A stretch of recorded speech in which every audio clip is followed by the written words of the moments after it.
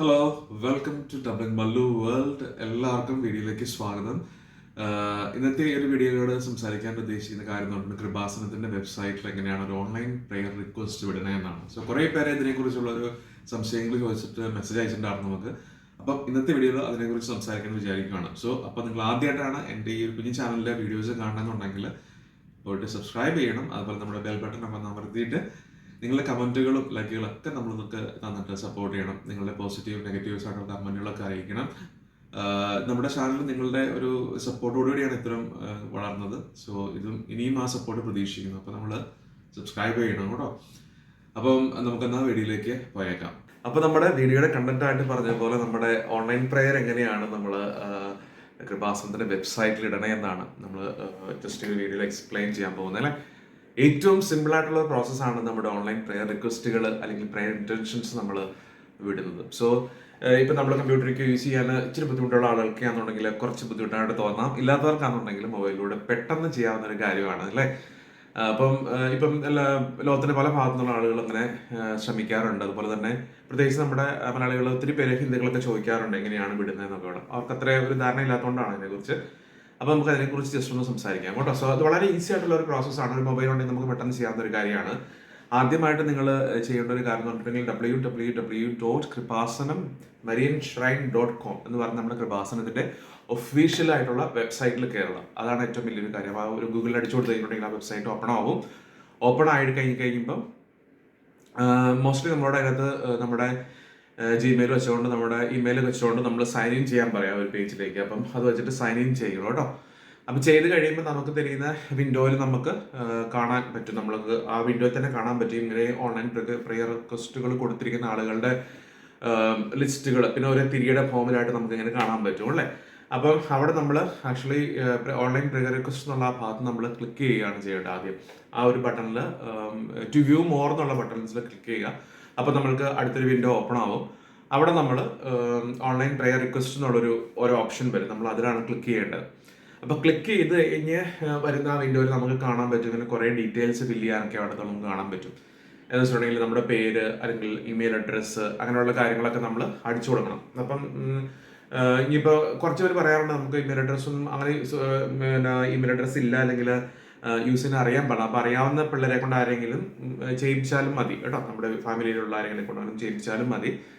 അപ്പോൾ അങ്ങനെ കയറി കഴിഞ്ഞതിന് ശേഷം നമ്മുടെ ഡീറ്റെയിൽസ് എല്ലാം അടിച്ചു കൊടുക്കുക. അപ്പം ചിലർ പറയാറുണ്ട് ഈ ഡീറ്റെയിൽസ് അടിച്ചു കൊടുത്തിട്ട് പ്രെയർ റിക്വസ്റ്റ് സെൻഡ് ചെയ്യാൻ നേരത്ത് സബ്മിറ്റ് ചെയ്യാൻ നേരത്ത് അത് പോകുന്നില്ല എന്ന് കുറേ പേര് അങ്ങനെ പറഞ്ഞു കേട്ടായിരുന്നു. സോ അപ്പോൾ അതിനുള്ളൊരു ആൻസർ ഞാൻ പറയാം. അപ്പോൾ നമ്മുടെ ആ ഡീറ്റെയിൽസ് അയച്ചു കൊടുക്കുമ്പോൾ എല്ലാ ഡീറ്റെയിൽസും വളരെ വ്യക്തമായിട്ട് കറക്റ്റായിട്ട് അടിച്ചു കൊടുക്കാൻ ശ്രമിക്കാം.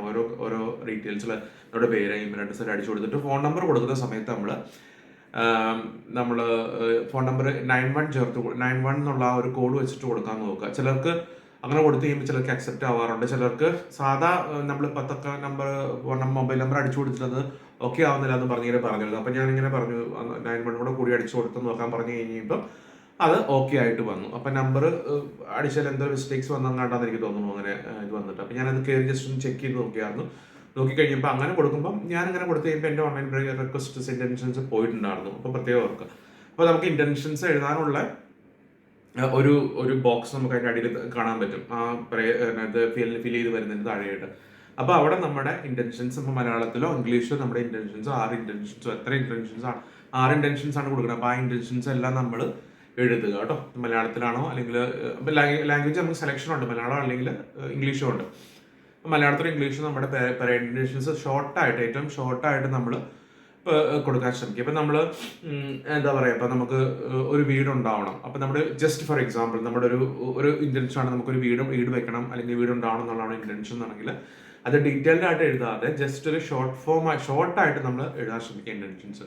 അങ്ങനെ നമ്മുടെ ഇൻറ്റൻഷൻസ് എല്ലാം എഴുതി കഴിഞ്ഞിട്ട് നമുക്ക് സബ്മിറ്റ് ബട്ടൺ ഉണ്ടല്ലേ, ആ സബ്മിറ്റ് ബട്ടണിൽ ക്ലിക്ക് ചെയ്ത് കഴിയുമ്പം അത് നമുക്ക് പോവും, നമ്മുടെ സബ്മിഷൻ ആവും. ഓക്കെ. അപ്പോൾ അത് കഴിയുമ്പോൾ നമുക്കൊരു കൺഫർമേഷൻ ആയിട്ടുള്ളൊരു ഇമെയിൽ നമുക്ക് കിട്ടുന്നതായിരിക്കും കേട്ടോ. അപ്പം ഈ രീതിയിലാണ് നമ്മൾ എല്ലാ പ്രെയർ ഇൻറ്റൻഷൻസും നമ്മൾ കൊടുക്കുന്നത്. അപ്പോൾ അത് കഴിഞ്ഞതിന് ശേഷം ഇതെല്ലാം കഴിഞ്ഞ് സബ്മിറ്റ് ബട്ടൺ ഞെക്കി കഴിഞ്ഞ് കഴിയുമ്പോൾ നമുക്ക് അത് ഓക്കെ ആയി കഴിഞ്ഞ് കഴിയുമ്പോൾ നമുക്ക് പ്രെയറുകൾ ഡൗൺലോഡ് ചെയ്യാം. രാവിലത്തെയും വൈകിട്ടത്തെയും പ്രെയർ നമുക്ക് ഡൗൺലോഡ് ചെയ്യാം. മലയാളത്തിലോ ഇംഗ്ലീഷിലോ നമുക്ക് ഡൗൺലോഡ് ചെയ്യാം. 5:30 നമ്മൾ എണീച്ചിട്ട് ആ പ്രാർത്ഥന ചെല്ലണം. അതുപോലെ തന്നെ എനിക്ക് തോന്നുന്നു സാറ്റർഡേയും വെനസ്ഡേ ആണെന്ന് തോന്നുന്നു നമ്മുടെ കുടുംബ പ്രാർത്ഥന കഴിഞ്ഞിട്ടുള്ള പ്രാർത്ഥന ചെല്ലാനുള്ളത് കേട്ടോ. അപ്പോൾ അതിൻ്റെ ഡേറ്റ് സാറ്റർഡേയും വെനസ്ഡേ ആണെന്ന് എനിക്ക് തോന്നുന്നു കറക്റ്റായിട്ട്. ആ 2 ഡേ ആണെന്ന് എനിക്ക് തോന്നുന്നു ചെല്ലേണ്ടത്. അപ്പം അങ്ങനെ അതിനകത്ത് പറയുന്നുണ്ട് കേട്ടോ, ആ ഇൻഫർമേഷനിൽ പറയുന്നുണ്ട്. അപ്പം അത് രണ്ടും ആ പ്രെയർ നമ്മൾ കറക്റ്റായിട്ട് പാലിച്ചു പോരുക കേട്ടോ.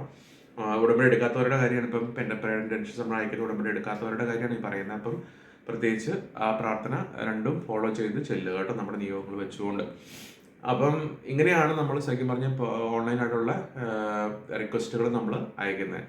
ആ റിക്വസ്റ്റുകൾ അയച്ചു കഴിഞ്ഞിട്ടുള്ള ദിവസങ്ങളിൽ നമ്മൾ ഓക്കെ കഴിഞ്ഞിട്ടുള്ള ദിവസങ്ങളിൽ നമ്മൾ എല്ലാ ദിവസവും ഇത് ചെല്ലി പ്രാർത്ഥിക്കുക എന്നുള്ളതാണ് അതിൻ്റെ കാര്യം. ഓക്കെ, സോ അപ്പം ഇങ്ങനെയാണ് നമ്മൾ ഓൺലൈൻ പ്രയർ റിക്വസ്റ്റ്സ് അയക്കേണ്ടത്. അപ്പം ബുദ്ധിമുട്ട് മീൻസ് ആർക്കെങ്കിലും ബുദ്ധിമുട്ട് തോന്നുകയാണെന്നുണ്ടെങ്കിൽ ഈ രീതിയിൽ ഫോളോ ചെയ്യുക. അല്ലെങ്കിൽ അതിൻ്റെ ഇനിയിപ്പോൾ അതിപ്പോൾ നിങ്ങൾക്ക് ഇൻസ്ട്രക്ഷൻസ് ആരും പറഞ്ഞതില്ല, അതെല്ലാം ഇൻസ്ട്രക്ഷൻസ് നമ്മുടെ വെബ്സൈറ്റിൽ തന്നെ കിടപ്പുണ്ട് എങ്ങനെയാണ് ചെയ്യേണ്ടത്. ജസ്റ്റ് ഒന്ന് കയറി ഒന്ന് ഇറങ്ങി നോക്കിക്കഴിഞ്ഞാൽ വളരെ വ്യക്തമായിട്ട് മനസ്സിലാവുന്ന കാര്യമാണ് കേട്ടോ. ഈസിയാണ് അത് ചെയ്യാൻ വേണ്ട, ഒരു പാടുമില്ല കേട്ടോ.